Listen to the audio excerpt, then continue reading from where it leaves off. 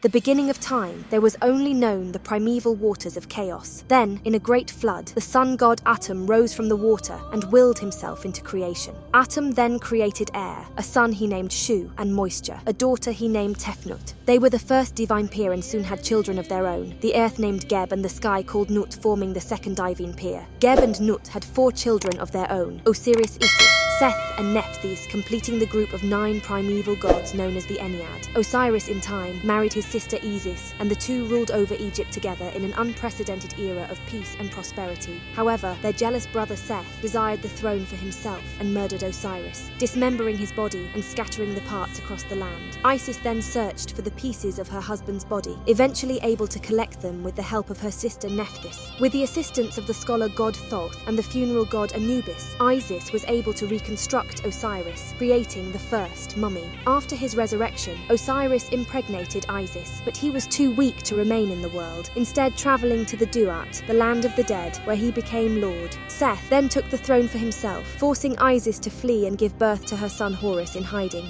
She raised Horus until he was an adult, able to challenge his uncle Seth for the throne. After a violent contest, the case was settled in a divine legal trial hosted by the primordial god of the earth, Geb, who ruled in favour of Horus. Horus then took his rightful place as the king of Egypt. Future pharaohs claimed descent from Horus, with this divine ancestry giving them the right to rule. Among the hidden one was the foremost god of Egypt, thought to be the invisible force behind all things, even creation itself. Unlike other gods linked to only one aspect of the world, such as the sky, the earth, or the sun, Amun was a universal god with connections to all parts of the cosmos. His prominence increased as he absorbed other gods throughout Egyptian history, taking on their roles and powers. The most significant of these mergers was with the sun god Ra, combining to become Amun-Ra. In this role, he became intricately linked sun, an essential element of the Egyptian world. Amun-Ra rose to prominence as Egypt's chief deity and the king of the gods.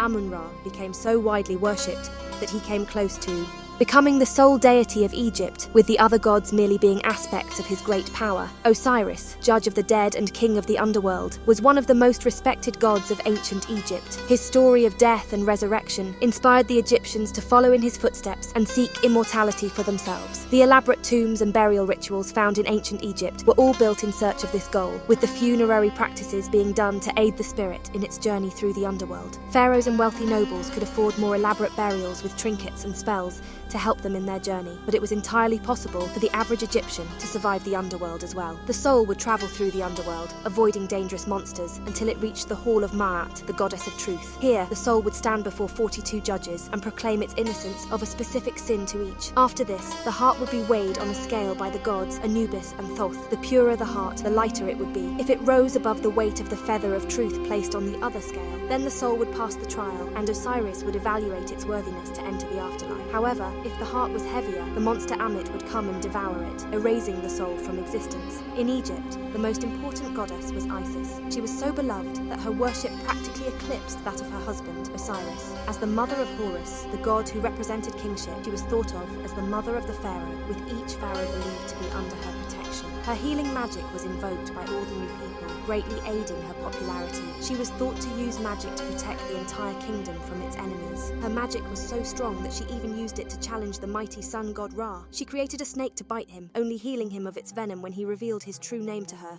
greatly enhancing her power. Horus, the son of Isis and Osiris and the god of kingship, took an important place in the pantheon of gods as the mythological rightful king of Egypt. Each pharaoh was thought to embody Horus during life and his father, Osiris, during death. Horus was also considered to be the lord of the sky, imagined as a great cosmic falcon whose right eye was the sun and left eye was the moon, with the downsweep of his wings producing the winds.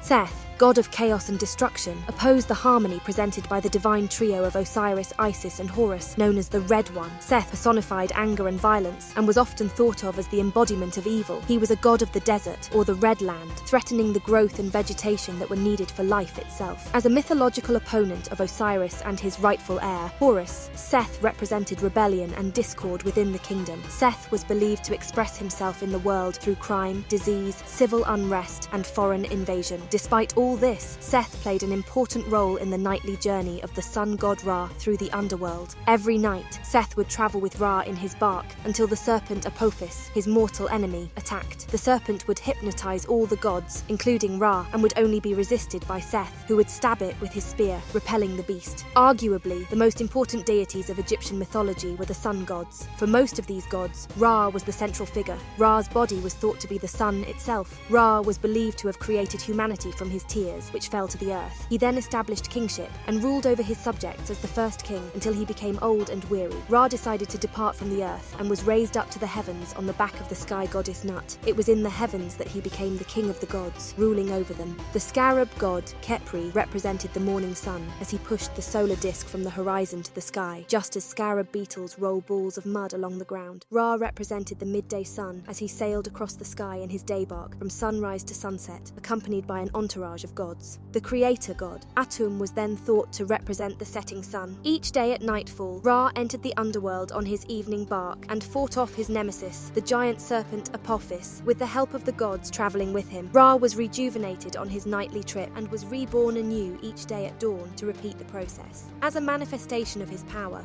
several goddesses acted as the eyes of Ra. These goddesses were among the strongest deities in Egyptian mythology, crushing the enemies of the sun god with their immense power. Due to their ferocious aspect, these goddesses were often depicted as lionesses. The most prominent of these lioness goddesses was Sekhmet, the daughter of Ra. She was known to breathe fire in battle, with the hot winds of the desert being known as the breath of Sekhmet. It was thought that when Ra grew old and tired at the end of his kingship on Earth, his human subjects plotted to usurp him. Ra sent Sekhmet to punish them, and her wrath was so intense that she nearly wiped out all of humanity. Not all of Ra's eyes were as ferocious as Sekhmet. However, Bastet was such a goddess. She started as a lioness deity, but transformed into a cat deity from the Middle Kingdom onward. As her ferocious aspects were toned down, she still fought for Ra, helping battle his eternal foe, Apopil, but was also a protective deity, watching over women during pregnancy and acting as a nurse to the pharaoh. Some of the eyes took the form of a cow, symbolizing their procreative role. One such goddess, Hathor, was the goddess of women and motherhood, strongly connected with female sexuality. She watched over conception and childbirth, sometimes depicted as either the mother or wife of Horus, the god of kingship, thus making the pharaoh called the son of Hathor, and queens were associated with the goddess. Hathor was also linked to the afterlife, with women eager to assimilate with her after death in the same way men wished to assimilate with Osiris. Ninth was another eye of Ra, who took the form of a cow in some accounts. She predated creation itself and was the creator of Ra, his enemy Apophis, and of mankind itself. She embodied a maternal figure for both gods and humans, being the mother of the crocodile god Sobek, and was thought to care for all the crocodiles of Egypt. Her maternal side was contrasted with her warlike role, where she was said to be a master archer. This association with weaponry led the Greeks to associate her with their own goddess of warfare, Athena.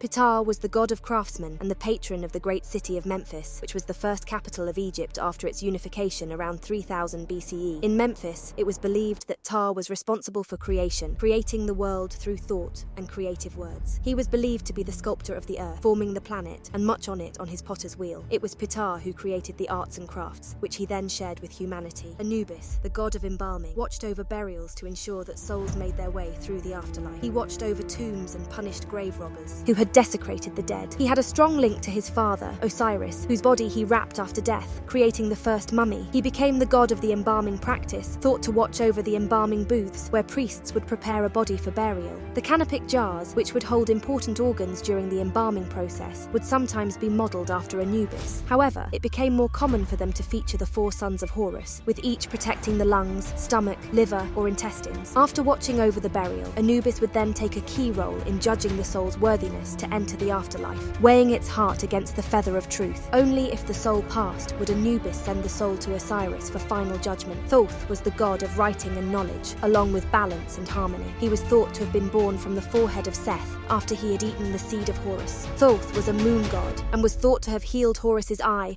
when Seth injured it in their battle for kingship. The eye, now thought to represent the moon, Thoth invented the art of writing and became the scribe of the gods, recording the divine words as well as the passage of time and the reigns of pharaohs. He watched over his sacred houses of life, which were libraries or centers of writing attached to temples. His wife was Seshat, who herself was a goddess of libraries, writing, and a keeper of books. As a god of balance, Thoth took part in the judging of the dead, standing by when the heart was weighed and noting the outcome.